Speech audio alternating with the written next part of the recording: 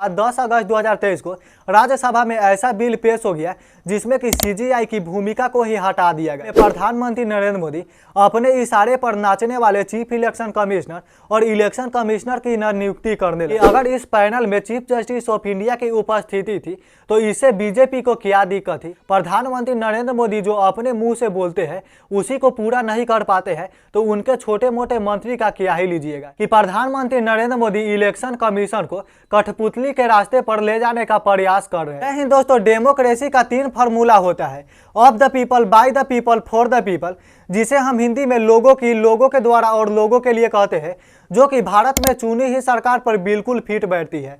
भारत में जो सरकार चुनी जाती है वो लोगों की सरकार कहलाती है और वह लोगों के द्वारा चुनी जाती है। इसके अलावा वह लोगों के लिए हमेशा काम करती है। दोस्तों, भारत में जो सरकार चुनने का प्रक्रिया है वो इलेक्शन के माध्यम से चुना जाता है, जिसमें कि जनता सर्वोपरि होती है। जनता अगर किसी को भी चाहे तो सत्ता से बाहर कर सकती है और किसी को भी चाहे तो सत्ता पर बैठा सकती है। लेकिन दोस्तों, मैं यहाँ पर एक बात कहूँ कि जिस प्रतिनिधि को आप इलेक्शन के माध्यम से चुनते हो उसी इलेक्शन पर अगर रूलिंग गवर्नमेंट का कब्जा हो जाए तब आगे क्या देखने को मिलेगा। जाहिर सी बात है कि इलेक्शन की निष्पक्षता धीरे धीरे कमती जाएगी। ऐसा ही कुछ आगे देखने को मिला है। 10 अगस्त 2023 को राज्यसभा में जो बिल पेश हुए वो तो कुछ इसी तरफ इशारा करता है। अगर यह बिल अच्छी तरीके से लोकसभा से भी पारित हो जाता है तो आगे आने वाले समय में इलेक्शन में काफी ज्यादा धांधली देखने को मिली। तो केंद्र सरकार द्वारा जो यह बिल लाया गया और सीईसी यानी कि चीफ इलेक्शन कमिश्नर और ईसी यानी कि इलेक्शन कमिश्नर के नियुक्ति के संदर्भ में है, जो कि मार्च 2023 में दिए गए सुप्रीम कोर्ट के फैसले को कमजोर करता है।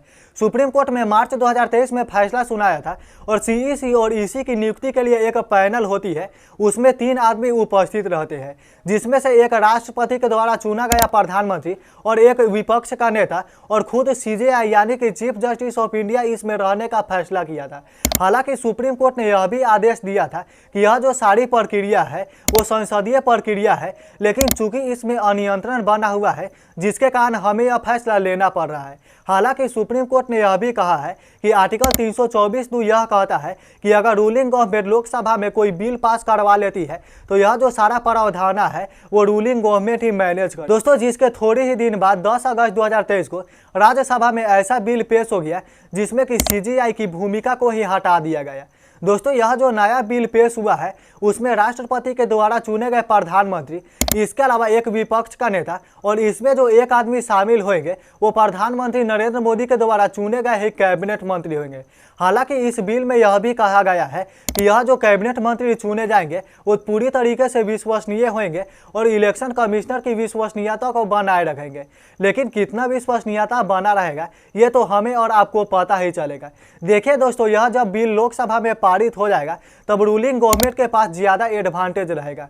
अब देखिए, किसी भी इलेक्शन कमिश्नर और चीफ इलेक्शन कमिश्नर की नियुक्ति की बारी आएगी तब वोटिंग तो जाहिर सी बात होगा ही, तो इसमें लगातार 2:1 का रेशियो बना रहेगा, जिसके कारण रूलिंग गवर्नमेंट के पास ज़्यादा एडवांटेज रहेगा, जिसके कारण रूलिंग गवर्नमेंट और प्रधानमंत्री जो है वो अपनी तरीके से कठपुतली वाला इलेक्शन कमिश्नर को नियुक्ति कर। इसीलिए विपक्ष के काफ़ी ज़्यादा लीडर को यह आशंका है कि आने वाले समय में प्रधानमंत्री नरेंद्र मोदी अपने इशारे पर नाचने वाले चीफ इलेक्शन कमिश्नर और इलेक्शन कमिश्नर की नियुक्ति करने लगे। और यह शंका होना भी चाहिए, क्योंकि बीजेपी का अगर भविष्य देखोगे तो यह पार्टी जो है वो बहुत सारे वादों से मुँह करती हुई नजर आई है।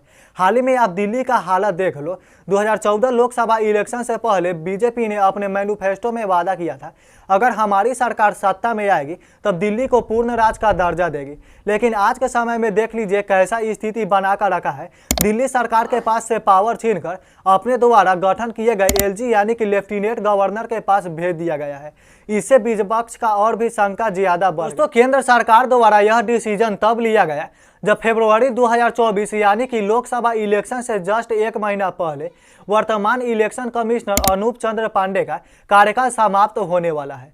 लेकिन दोस्तों, बीजेपी कुछ भी कर रही हो, लेकिन हमारा सवाल है कि अगर इस पैनल में चीफ जस्टिस ऑफ इंडिया की उपस्थिति थी तो इससे बीजेपी को क्या दिक्कत थी। इसके अलावा हमारा अगला सवाल है कि क्या बीजेपी और प्रधानमंत्री नरेंद्र मोदी ऐसे इलेक्शन कमिश्नर को नियुक्ति करना चाहते हैं जो कि प्रधानमंत्री नरेंद्र मोदी के इशारे पर नाचे।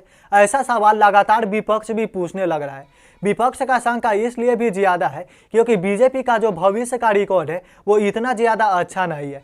प्रधानमंत्री नरेंद्र मोदी जो अपने मुंह से बोलते हैं उसी को पूरा नहीं कर पाते हैं तो उनके छोटे मोटे मंत्री का क्या ही लीजिएगा। इसीलिए विपक्ष का शंका और भी ज्यादा बढ़ता जा रहा है। विपक्ष इस मुद्दे पर काफी ज्यादा हमलावर है।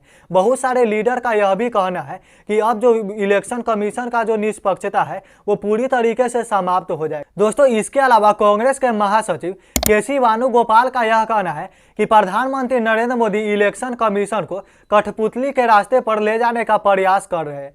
और एक लीडर रणदीप सिंह सुरजेवाला का यह कहना है कि अगर यह बिल लोकसभा और राज्यसभा दोनों से पास हो जाता है तो वह डेमोक्रेसी के लिए ब्लैक डे के रूप में मनाया जाएगा। इसके अलावा एक लीडर का यह भी कहना है कि भारतीय लोकतंत्र पर मोदी सरकार जो है वो पूरी तरीके से अपना कंट्रोल जमाना चाहती है। दिल्ली के मुख्यमंत्री अरविंद केजरीवाल का यह कहना है कि मोदी सरकार लगातार सुप्रीम कोर्ट के आदेश का पालन नहीं करती है।